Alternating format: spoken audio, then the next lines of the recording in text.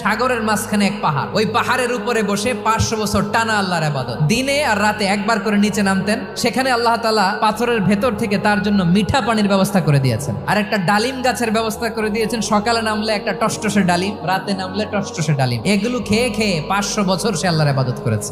আল্লাহর দরবারে কিয়ামতের কঠিন ময়দানে যখন লোকটা হাজির হয়ে যাবে, আল্লাহ বলবেন 500 বছর ইবাদত করছে তো আমার দয়ায় আমার বান্দারে জান্নাত দাও। এই বান্দা বলে বালবি আমালি, আল্লাহ তোমার দয়া লাগবে কেন, আমি আমার আমল দিয়ে জান্নাতে যেতে চাই। আল্লাহ বলবেন তাই, ঠিক আছে, তোমার 500 বছরের ইবাদত এক পাল্লায় রাখো। আর আল্লাহ বললেন আমি যে দয়া করে সৌন্দর্য দেখার জন্য তোমার দুটা চোখ দিয়েছিলাম, দুটা নয় একটা চোখ আরেক পাল্লায় রাখো। রাখা হবে, দেখা যাবে ওই 500 বছরের ইবাদত হালকা হয়েছে, আর মুহূর্তের মধ্যে আল্লাহর দেয়া একটা চোখের নেয়ামত ভারী হয়ে গিয়েছে।